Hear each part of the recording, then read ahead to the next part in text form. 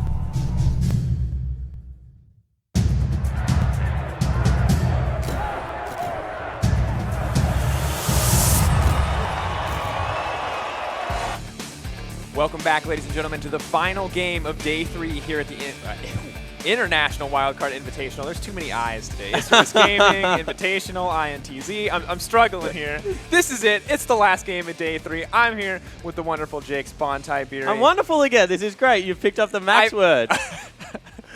I'm developing the OCE habits as we push forward, right? I have this unexplainable love for the Chiefs now that I can't quite put into words. I'm using random variable adjectives to describe you in a way that's vaguely inappropriate. Yeah, you know, it's good. No, it's great. Like, welcome to the family. It's great to have you here. I think that you know, everyone's a little bit crazy today. We just saw an Elise support run around Summoner's Rift for 30-odd minutes doing God knows what. Double Douche was once again up to magical things. I think that one thing that has been consistent, however, is that this tournament has continued to deliver, and Supermassive picking up another important victory, pushed themselves towards playoffs, and Naru has to be viewed as like one of the mainstays, like one of the MVP contenders for this tournament. He is one of those guys that plays an Azir in the way that is both the late game scaling Azir, the one we've come to know in the team fights, but he also plays the aggressive Azir, the playmaking Azir. You use that Emperor's Divide, the Shrima Shuffle, the Tokyo Drift, whatever you want to call it. He's a playmaker, and he makes it work. He makes it happen. And despite the Graves doing well, farming well, we have to praise that. Double Doge playing interesting picks. At the end of the day, that was a game all about the Azir. And in those team fights, time and time again, he made it work. Yeah, he just came up with the goods, and you know, we saw the invades coming in, and like they were when you fight in a jungle as an Azir, like being able to transverse that terrain, shut off certain passes, you know, making sure that his team always had the advantages. So I like the way he made it. He did it, and then at the end of the game, you know, when everyone else is doing crazy things, he's just the patient guy sitting at the back, taking down the turrets, making sure that he's got the Sand Soldiers up as well. So I think that he plays both sides of it incredibly well. I think he's a good offensive, defensive player, and I think that Supermassive now, they had a disappointing loss when I think it was up against Hard Random, and apart from that, have just pulled it back. No, they beat Hard Random. They lost against Saigon Jokers. Yeah, and that was a rough loss for them overall, but they're still doing well. Only one loss so far. Yeah. We're starting to approach day 4 for them. They've only got, I believe, 2 games left now in their schedule, and that's exactly where you want to be as we push forward. They look poised to make the bracket stage, to look towards that best of 5. And I mean, during their time in Turkey as well, they were, you know, absolutely dominant in the best of 5 format. We'll have to see if they can make that work on the IWCI stage, but they're looking pretty solid coming out. Better yet, they get to play like a little bit of spoiler, because you know the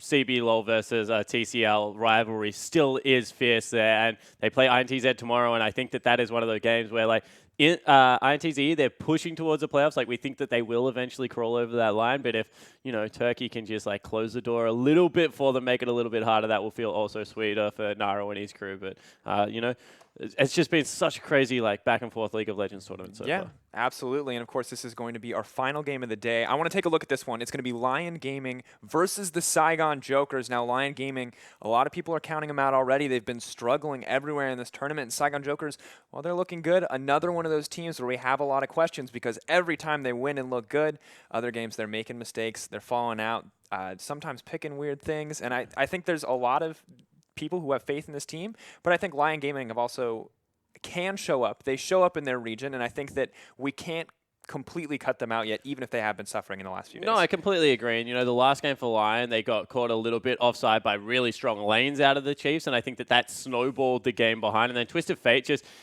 Twisted Fate is one of those champions that if you lose the early game against, he just punishes you like exponentially more than any other mid laner. So you understand why they lost in the fashion they did. But I agree with you, they are a good team. And, you know, Saya, Arce, Theark, they're going to have to look to bounce back in this one. And we already saw the Latin American South team pick up a victory over the Saigon Jokers. So the North team now get to try and replicate that feat. Yeah, and Lion Gaming, of course, a team that, you know, has had kind of interesting picks and bans as well, but they've, like most teams, have been adapting very well to the international meta, have been trying to branch out a little bit in what they're playing, and despite falling flat in a couple of their more recent games and honestly getting clearly defeated, they did have some brighter spots, especially in their first game versus, I guess we could call it the sister team of Isurus Gaming, coming from the region, near or most near to them, but they played a poke comp, they tried the Jhin Varus, couldn't quite transition it, couldn't quite make it work, but they did find a lead in the early game, and if they can replicate that here, and if similar to Isurus, they can transition that into mid and late game, they can definitely come out on top. Yeah, I completely agree with the sentiment there, and I think that this drafting has actually been clever. I didn't like Sejuani. I wasn't in love with the pick, but when you have a look at how it was executed in the lockdown CC to really punish Kindred, make sure that ultimate was never going to be in effect and catch people out of guard, I was like, you know what? It does make sense in a team fight, like all in kind of way, and that's what we've seen be successful in the wild card. So I appreciate that they threw that one out. Varus Jhin is a composition that I'm very fond of. Two AD casters that both use Deathfire's touch, so they get magic damage like over time as well. So it's very hard to itemize against them. So like I agree with the sentiment that this is a team that is thereabouts. The problem is that they haven't executed all stages of the game. Yeah. They either have good early games and then bad late games, or really bad early games and they're fighting like uphill battles to try and claw it back. And of course, I mean, this is a team, that did do very well in the early game, is playing interesting compositions, but once again, it's about that execution. They have, I think, good pick bans conceptually, consistently good pick bans conceptually, but the execution has just not been there for them. And on the opposite side, their opponents, the Saigon Jokers, not the best pick bans, but their execution, these guys are great mechanically. Like they pull off some crazy plays. Sometimes they're a bit too greedy, but when the game comes down to being a bloodbath, no one comes out on top better than the Saigon Jokers. I completely agree with the sentiment. Like, if you are just looking for like 5 mechanical guys that are going to get in there and brawl people, like Saigon Jokers is the team for you. Because Celebrity especially, let's take a look at their AD carry. Huge Lucian player. He's been everywhere at the moment. I bumped into Soul Strikes actually just a second ago, and he was like, Celebrity's the best AD carry in the tournament. Like, I was looking at a Chu's Goku positioning, but I think Celebrity just has it hands down. And I was looking at his early performances, and I completely agree with the sentiment. I mean, against Radier, he completely dominated him, and Radier's a very good local AD carry. And, Celebrity and Sue are going to be the big playmakers for their team. Support and AD carry together, they're such a bully. And, when you play in a region against people like Lloyd and Moss, you understand why these kind of duos exist everywhere. Yeah, and I mean, I think that this is something where we've seen a lot of roaming supports. We've seen a lot of supports who kind of like, like Dumbledore, who are more jungler than support more often than not. However... As I just take a pit. He's talking. I tried to keep it together, and you just threw a pen, and I instantly lost my focus and my composition. But, I mean, they're a more standard duo lane, I think, overall. A little less roaming, a little more raw power, a little more, outplay potential in these 2v2s. And that's a very different thing to play around, and Lion Gaming are going to have to be ready for that. Say, of course, a very talented AD carry, but it's going to be a lot of pressure on this guy to do well in the laning phase. Yeah, it certainly is, and I think that they have to pick a winning lane, because what we saw against the Chiefs is that they didn't do that, and the Chiefs were able to capitalize, and I believe that Saigon Jokers will do something similar, where they'll try and look to pick a lane, bully lane. Jinky is also like their jungler. I think that AD carries and junglers have been like the people that have made the difference in this tournament. I mean, mid lane is always thereabouts, but the jungle pool has been very specific in the Graves Kindred, and I think that Jinky is another one of these players that plays them quite well, especially the Graves, and this is always going to be one of those interesting performances. But he also has an Elise pick. We saw it against the Chiefs, I believe, and like he's just able to dominate the Summoner's Rift. Like, this guy's a very good ganking jungler. Yeah, and I think usually when we think of aggressive junglers, strong junglers, farming junglers, like the Kindred, the Graves, the Nidalee, Elise used to be on that list, no doubt. Yep. But recently we haven't seen Elise be an early game powerhouse, but this guy's bringing it back. I mean, I think 4-0-1 in the early game, if I remember correctly from yesterday, getting all of those kills. I think Rylai's Crystal Scepter coming out early from him on top of the Runic Echoes, dishing out so much damage, so hard to fight, so hard to deal with. And when he's that terrifying on what we could argue is like a second-tier jungle pick, imagine what's going to happen when he does. If he does get those Kindred, if he does get that Nidalee or that Graves, because he's, once again, been a complete monster on those champions. Yeah, and that just makes it scary, right? When your support is really, really good, when your jungler is a great pickup, that puts a lot of pressure not only on the lanes, but on the overall map. And it's going to be something that has to be accounted for. Yeah. Now we are moving into Champions Select. This is, of course, the final game of Day 3. Lion Gaming on the blue side, Saigon Jokers on the red. Already in the thick of bans here as Nidalee and Lucian getting banned out by Lion Gaming. Kindred on the opposite side, so once again, a little bit of priority coming in on that jungle. Wow, a Lucian ban into the bottom lane. That's kind of telling. Is that maybe the best AD carry in the IWCI? I think so. I think Kalista and Lucian definitely have shown that. Lucian, if you're a brute force AD carry, Kalista, if you're more of that finesse player. Celebrity showing that his brute force playstyle is quite effective. I think it's, terrifying, and it's good that they're giving that respect where necessary. And once again, teams, adapting their pick ban strategies, less worried now about international meta, more worried about the individual strengths of their opponents. Poppy now seeing a ban as well on the side of Lion Gaming. Don't want to give that one over either. Yeah, so pretty strong picks actually just taken away here from Lion Gaming. Maybe not the most meta bans, but I agree with the sentiment that you just, at some point, you have to bite the bullet and say, we're not even, whilst we are playing in the current meta, we're playing against this team right now. And this team plays Poppy and Lucian incredibly well, and we don't want to have to deal with that. Yeah, of course, Graves still up and available. We've seen a lot of priority placed on jungler, although that was not the case for Isurus last game. And we'll have to see if they opt to go for the Graves here on this side. But once again, Maokai remaining the first pick priority, even with Trundle still up and available. I find that very odd. Yeah, so Maokai kind of can go QSS second item after a Sunfire Cape and do okay, especially if you go something like an Iceborne Gauntlet. But I do agree, it kind of alters that build path. And we have seen success, especially of support Trundles against Maokais. What that means is you can put something else up in the top lane. Maokai still has to kind of go for the weird itemization, and it's only because of a support pickup. So see whether that is the way it works out. Jinky with actually a Gragas. I think that might actually maybe be Rose pick up in the top lane, but we'll continue to evaluate as the game goes on. And the luxury Saigon Jokers, I was critical of them in earlier games for their pick ban phase, but now with potentially a double flex, Trundle going sometimes top lane more often than not support these days, and Grags, of course, flexing between the jungle and top lane quite evenly in his picks. Theok, of course, hovering over that signature Evelyn pick. I don't think he's going to get a chance to play. He really wants it. He really wants it. He hovers it every time. He did show the Graves, though, so I think that will eventually be the lock-in. But looking over onto the Saigon Jokers, they already have two very strong champions. Yeah, they certainly do, and they've got, like, as you said, that flexibility in the two champions, but also the fact that they are kite-back champions means it's a little bit of a different feel so far. I mean, there is some initiation there. He's playing with my heart, Theok.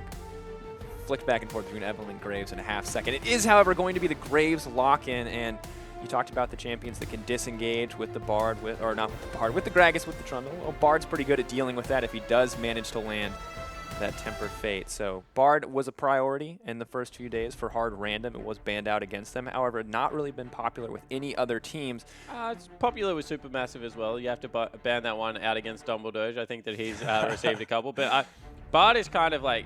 There aren't enough bans in the world for Dumbledore. I think it's what we're starting to learn. Yeah, I think Bard is one of those champions that, like, if you want to win a lane, he will 1v2 a lane for you. Like, you can go Ezreal Bard, and in my opinion, it's still a winning lane against a lot of the lanes just because of how the chimes work and the damage and he has on auto attacks and one of the strongest level 1s in the game too, and we've seen a lot of teams try to extend those level 1s. If Bard is roaming into your jungle to try to interrupt your jungle pathing, if it's that top lane jungle kind of synergy, you have to be scared because Cosmic Binding, the auto attacks from the Meeps, as a support at level 1, he dishes out so much damage. And also creates jungle pathing for like cool ganks to come in, right? So like you also have to play differently as a duo because all of a sudden areas that you would normally push up into are no longer safe because Bard can take people in behind your turrets and do all crazy things, especially if it is an aggressive jungler like a Grave. So I like the pick up here, and it shows that the Lion Gaming not willing to fall behind in another 2v2 scenario.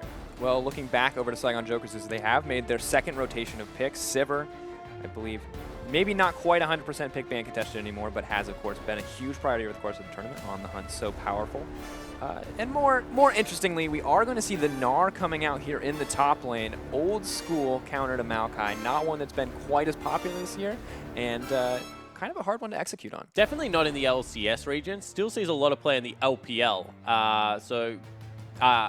It's interesting because the Bruiser item change has helped out Gnar, in my opinion, a lot, and then kind of the meta shifted very far away from him, and people found out how to fight within the windows, right? Like when he's mini Gnar, when he's exhausted, we extended that period. All of a sudden, it's much easier to win these team fights.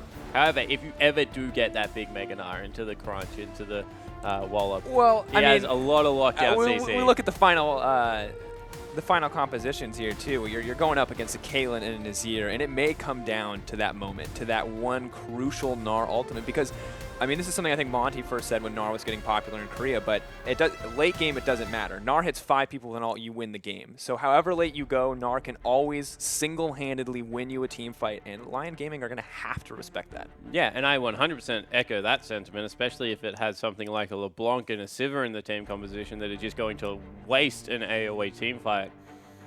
Oh, a TF actually going to be the final swap over. This is a really interesting choice. TF, Sivir, not normally a pairing we see together, but going to be brought out here by the Saigon Jokers. Maybe a comfort pick here into the Azir match. So they have a great 1-3-1. Gnar is going to win a split push battle. He's going to go Black Cleaver. He's going to go into something like Sterix, and he's going to have a lot of pressure to put down onto the Maokai. All of a sudden, you have Twisted Fate. He's going to go into the bottom lane.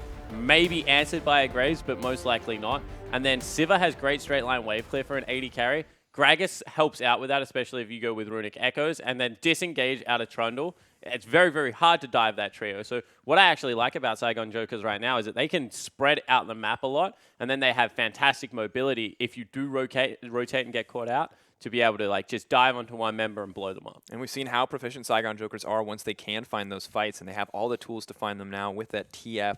Gnar, I think, a little bit harder to coordinate around, but once again, can be so amazingly powerful. And even in mini Gnar, his chase potential is so great if they do have the man advantage. In a fight on the other side, though, Azir, Caitlyn, so much zone control, so much team fight potential. Those traps, I hate new Caitlyn traps. I cannot stand them. But you get put in prison, like, around turrets. Yeah, like, you're just done. Yeah, 100%. And, like, it's so funny watching tanks think they can step on them as well. But armor penetration, of course, on headshot now, like, just walk in and she just starts chunking out everyone. I echo a similar sentiment of dislike towards it.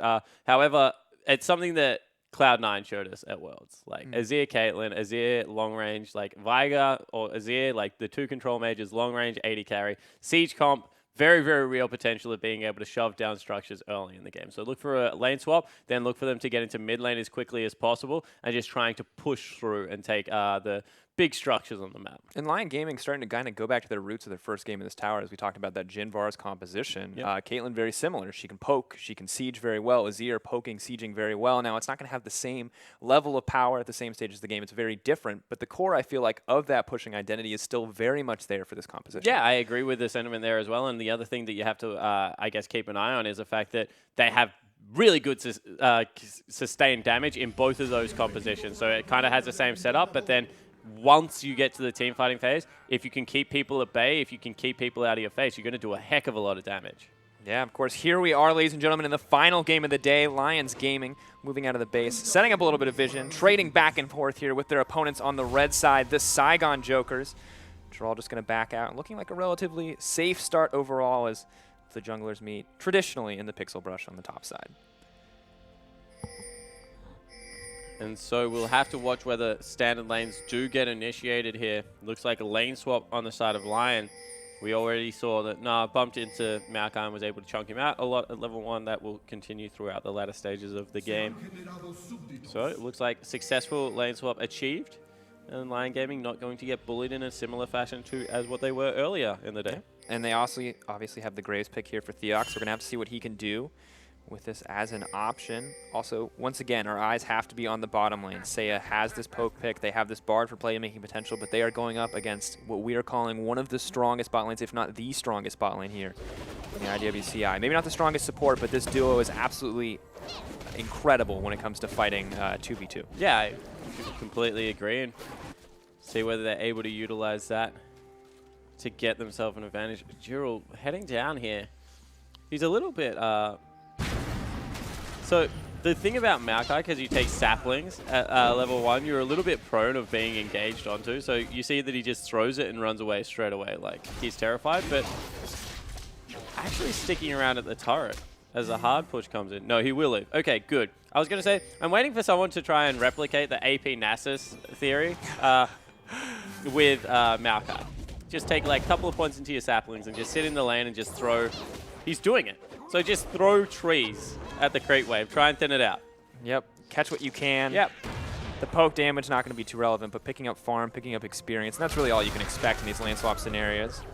Trundle getting a little passive-aggressive there with the pillar, or full-on aggressive in this case, and not going to get anything in that exchange. So this is interesting.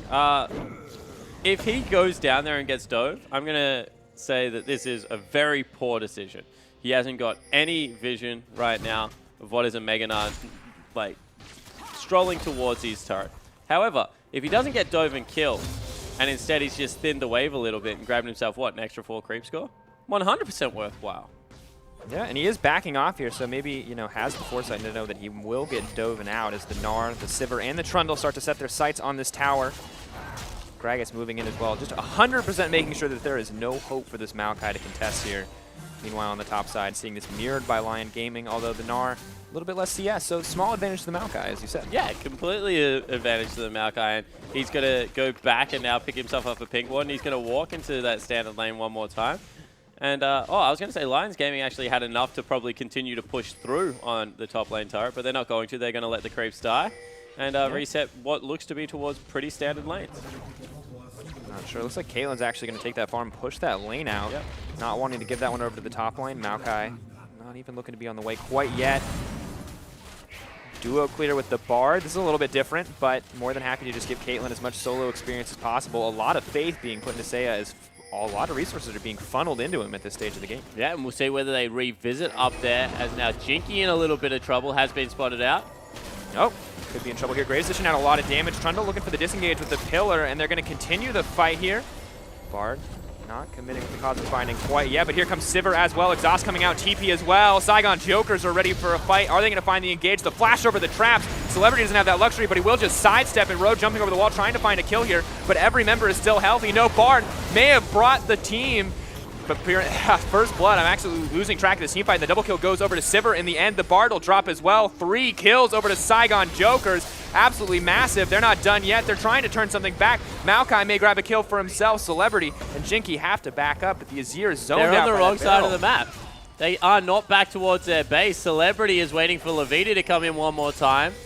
Here comes the gold card. The Azir could be in trouble. Celebrity could look to turn here.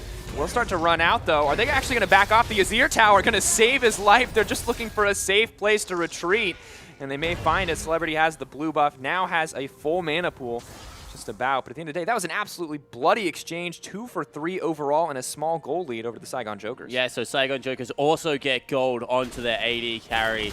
You can see 2-0-1 goes back, grabs himself a cult. It is going to be a BF sword, however, picked up by Seiya. So you feel like he will continue to shove down these structures. So successful in getting the lane swap. That was a ballsy move from Saigon to fight, because they had to actually teleport row up, and that had the window for a lot of things to go wrong. But once again, they put themselves in a situation that no other team would, but then they out-execute the other squad.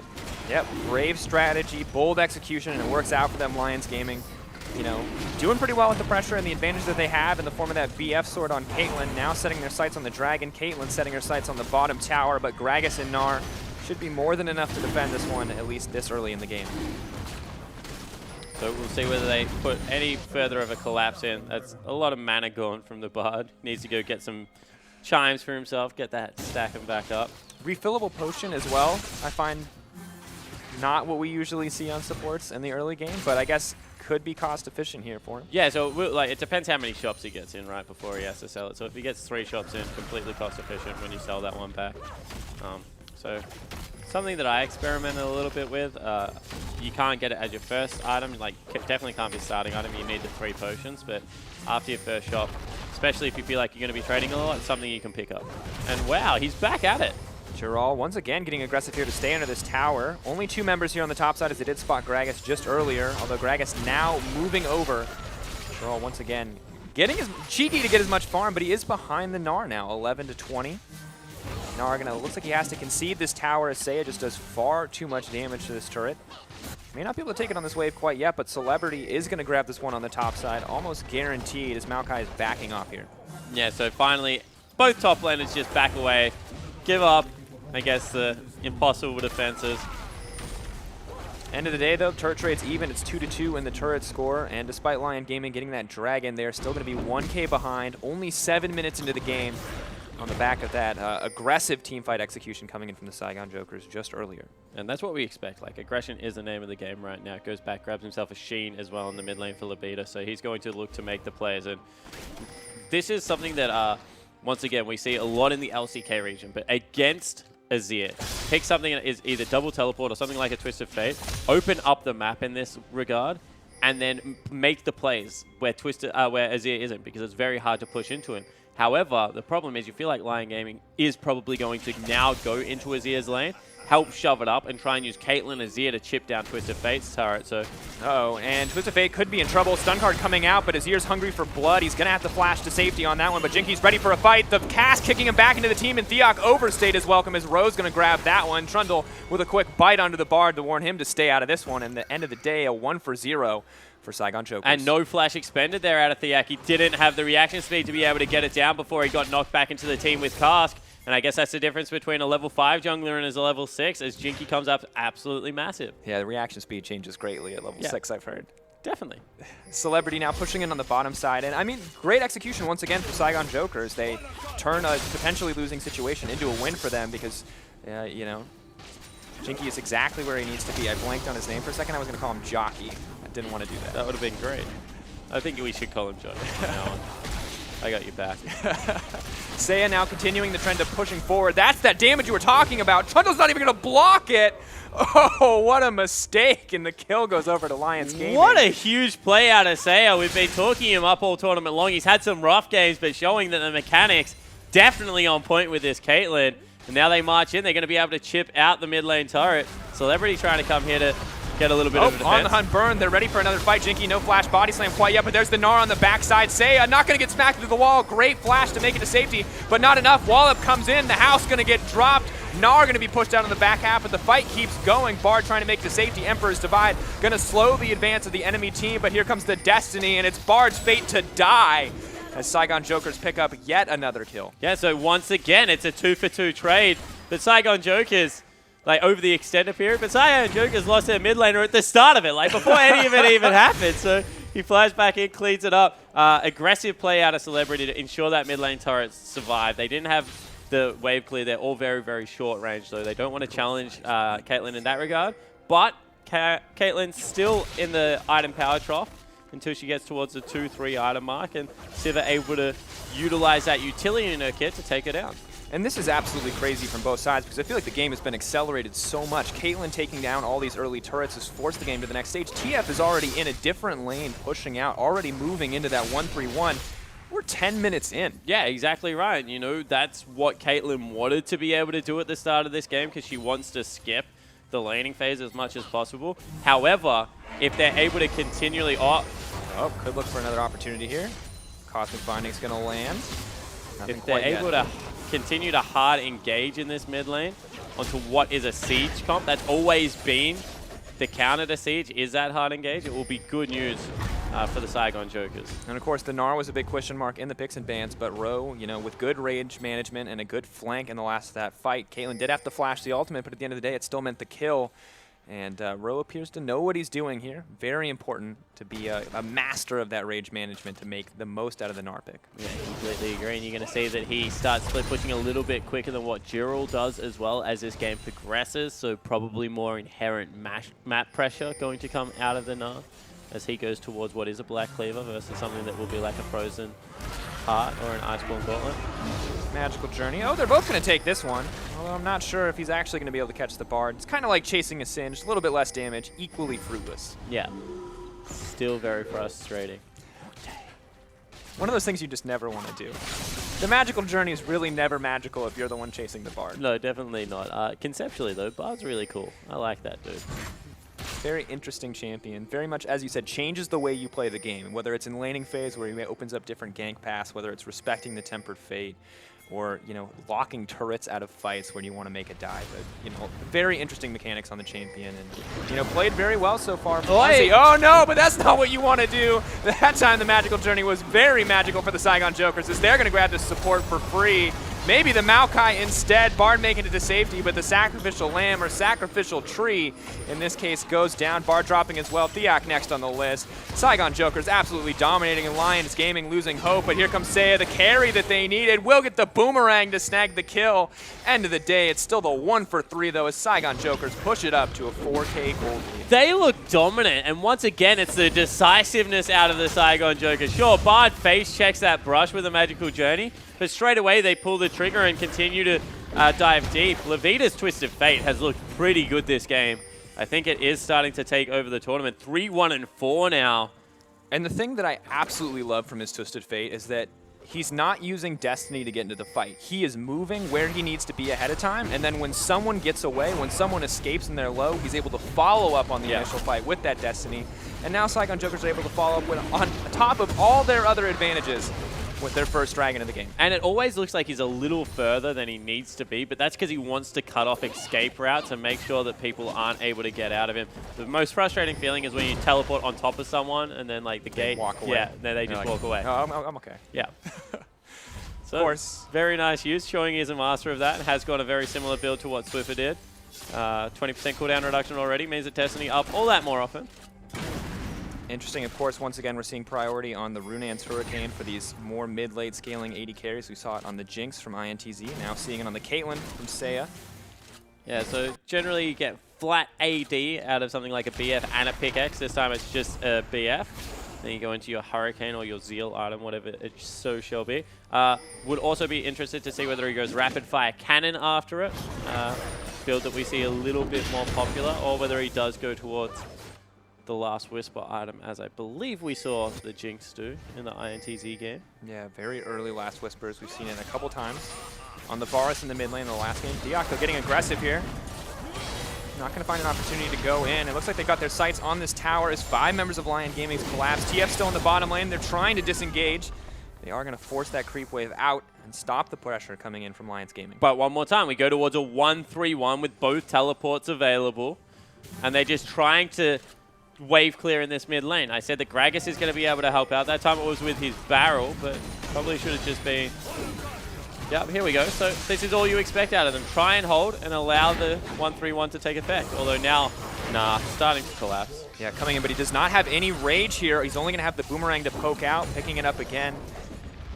Not going to be able to commit onto this one quite yet, but Lions Gaming still not grabbing the tower as TF continues to face Maokai on the bottom side of the map.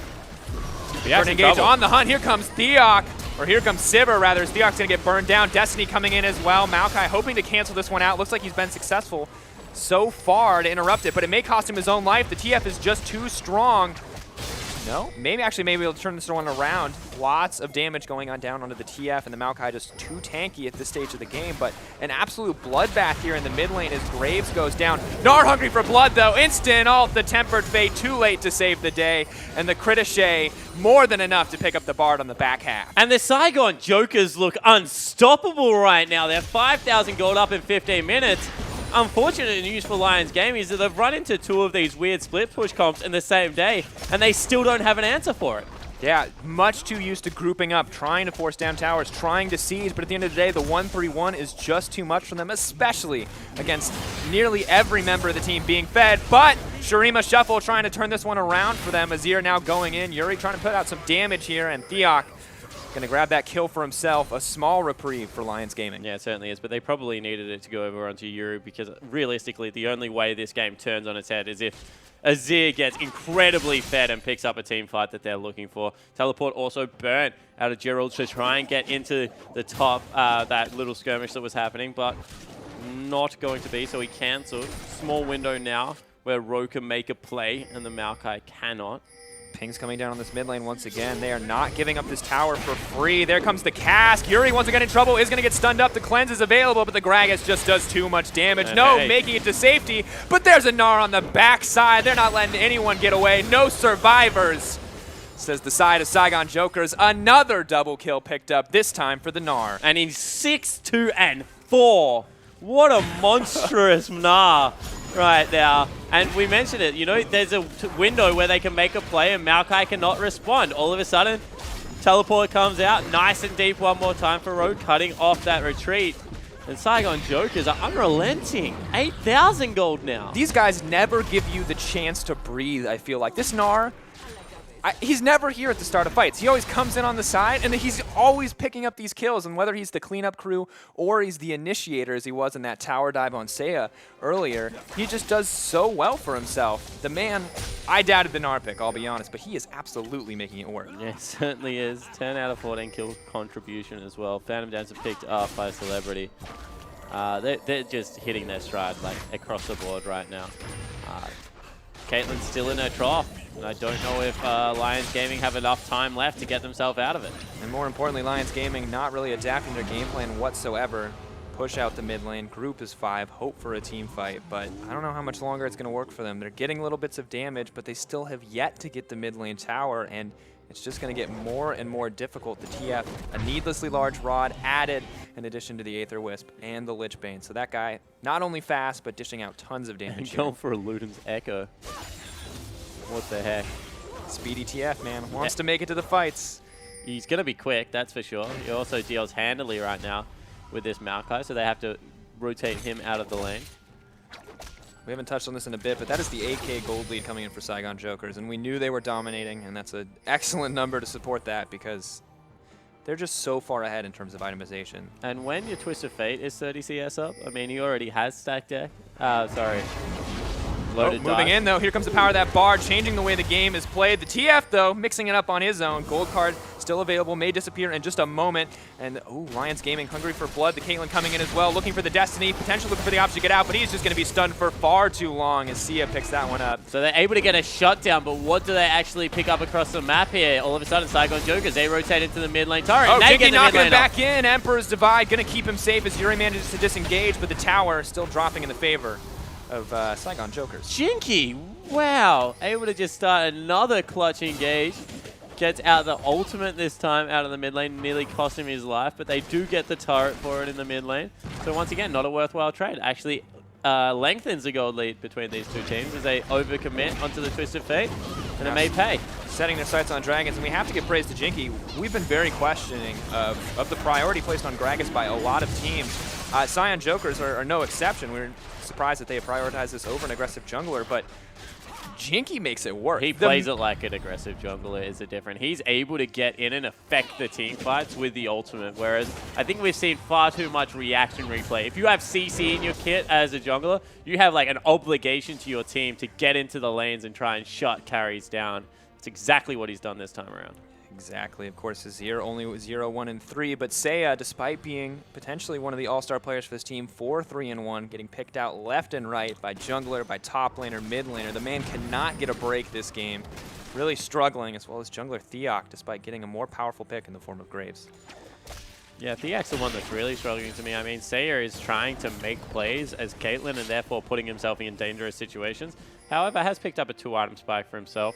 Still pretty much nearly a full item behind as Infinity Edge is about to be picked up. Wow, that's 2,000 gold just between the AD carries. That's absolutely insane. That's 3,000 between the mid laners. Oh, and 3 in top? Yeah. Oh, well, there's the entirety of the gold, 10K gold difference between these teams, or just about the other 2K divvy between jungler.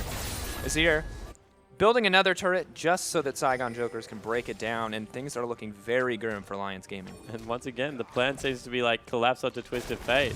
They just don't know if it's going to work. Stun card, walk away. No kill pressure onto that guy. He's just a little bit too fast.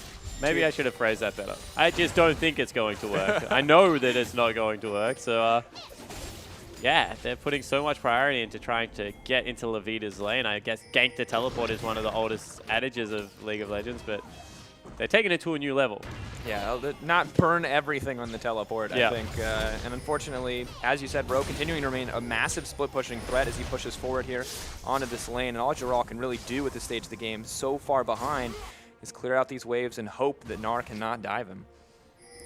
Yep, and hope that they don't start up the Baron as well with all the superior vision control that they're able to pick up. Arce now in a little bit of trouble. Twist of Fate ulti, potentially. The Gragas, that could be the aggressive cask initiation, but Ro is hoping to make an impact here. Oh, Theok, no flash to safety. Destiny coming in on the backside, and Jinky grabbing another kill for the team.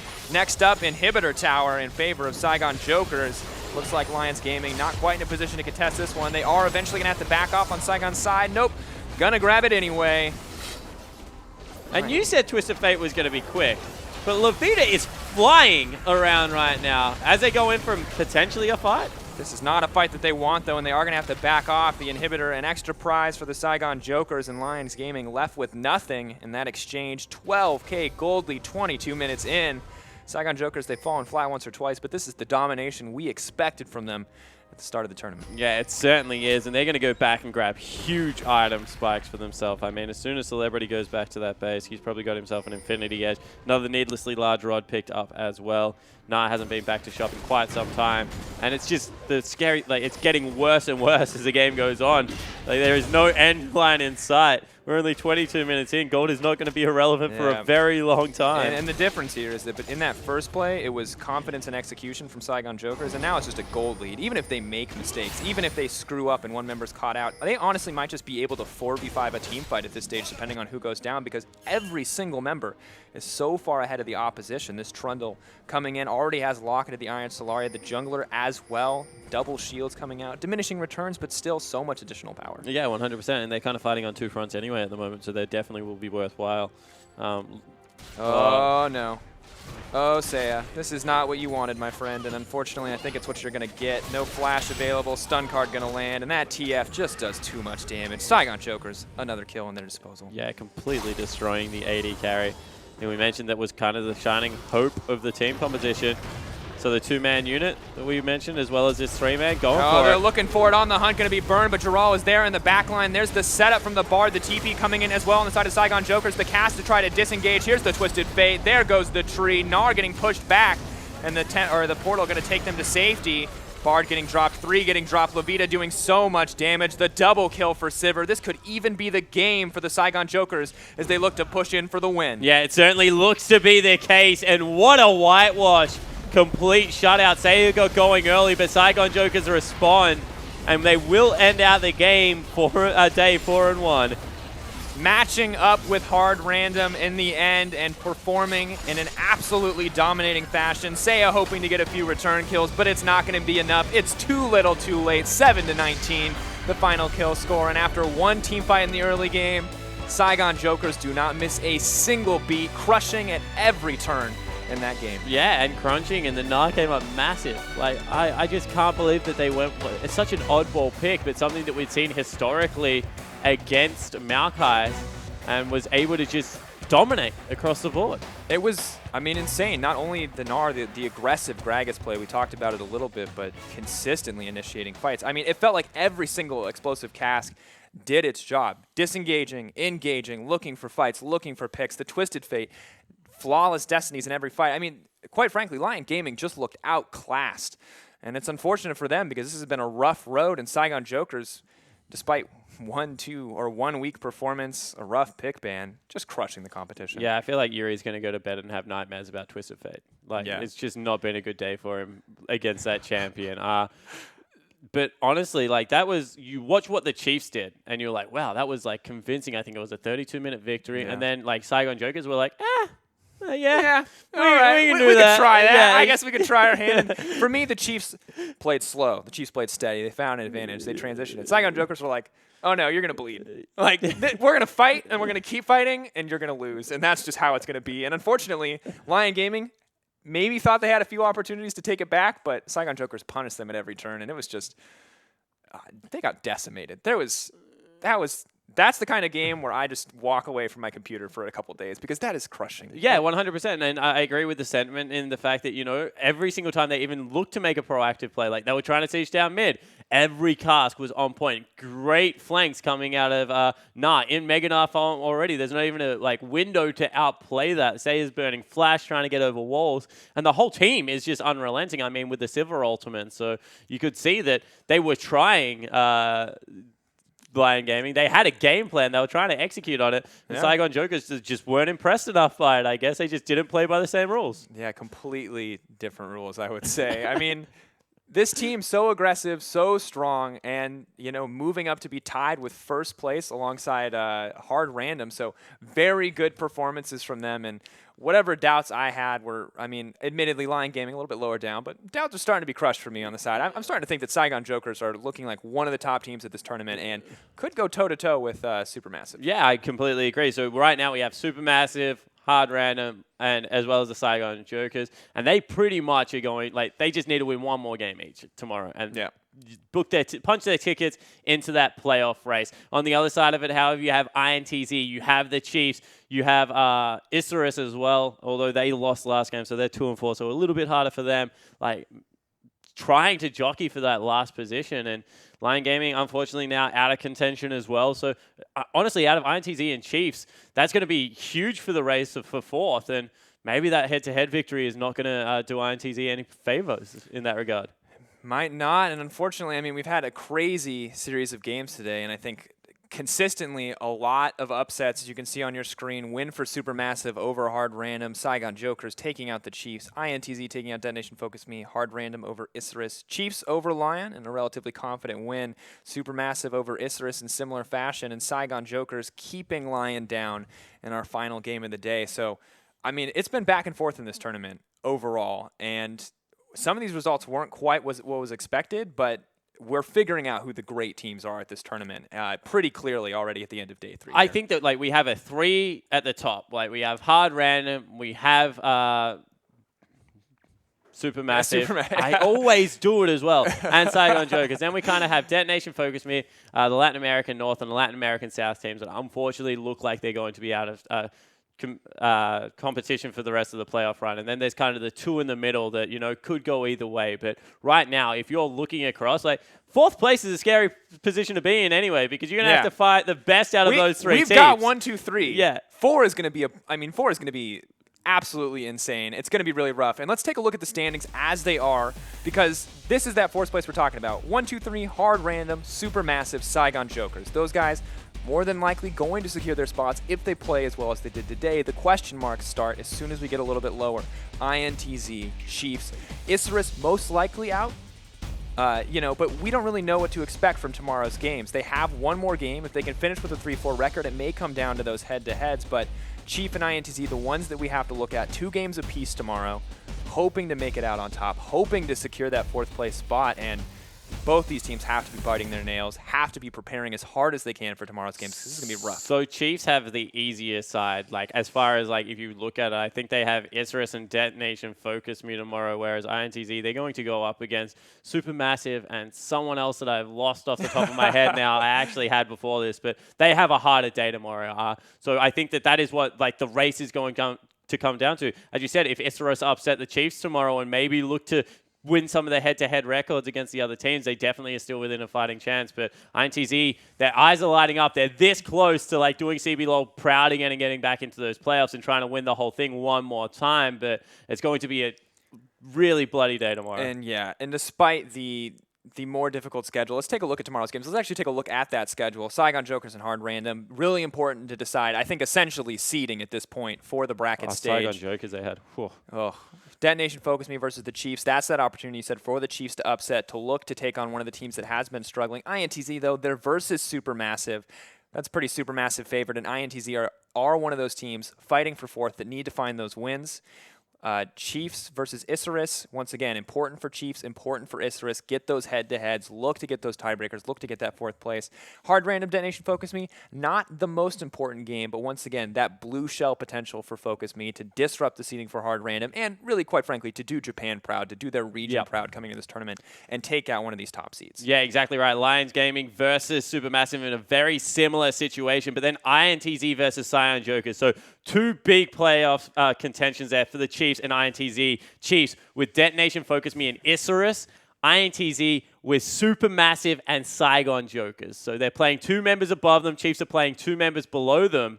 It's going to be a very big last day and a very, very big last game of the IWCI I group stages. Yeah, and it's going to be, I think, overall a very difficult day, but you got to be crossing your fingers if you're a Brazil fan, if you're, an OPL fan, because these guys are on the edge. And Brazil has a hard path, no doubt. But even, the Chiefs have been great, right? They've been figuring out, they've been knowing what they want to play, but we've seen them slip off, and it has to be many times. Nerve-wracking. 100%. And once again, Brazil historically is a team that performs very well under pressure. Maybe INTZ are getting some criticism thrown at them, but I'm sure that they will rise to the occasion. And Chiefs, this is generally where the train falls off the tracks, Daniel. This is where we start struggling in international tournaments. So they need to learn how to buck that trend. Yeah.